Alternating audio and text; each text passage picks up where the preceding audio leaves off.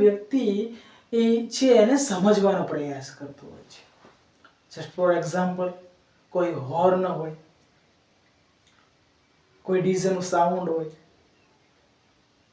કોઈ અતિ તીવ્ર કોઈ વસ્તુ પટકવાનો અવાજ હોય, તો ડિફરન્ટ એટલે કે અલગ અલગ એ વ્યક્તિમાં એ અવાજોનો કોન્સેપ્ટ હશે.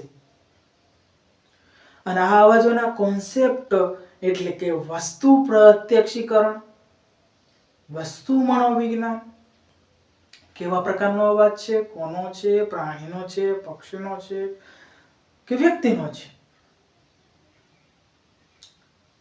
કે કોઈ વસ્તુનો છે, તો એને સમજવાનો પ્રયાસ છે એ કરેલો. અને એને શ્રવણ સિદ્ધાંત પણ એને આપેલો. આ શ્રવણ સિદ્ધાંત સિવાય અન્ય બાબતો એટલે કે કાળ પ્રત્યક્ષ, 3 કાળની વાત કરી શકાય, બરોબર? ભૂતકાળ, વર્તમાન અને ભવિષ્ય. આ ત્રણેય કાળોમાં વ્યક્તિ જે પ્રત્યક્ષીકરણ કરે અથવા તો પ્રત્યક્ષ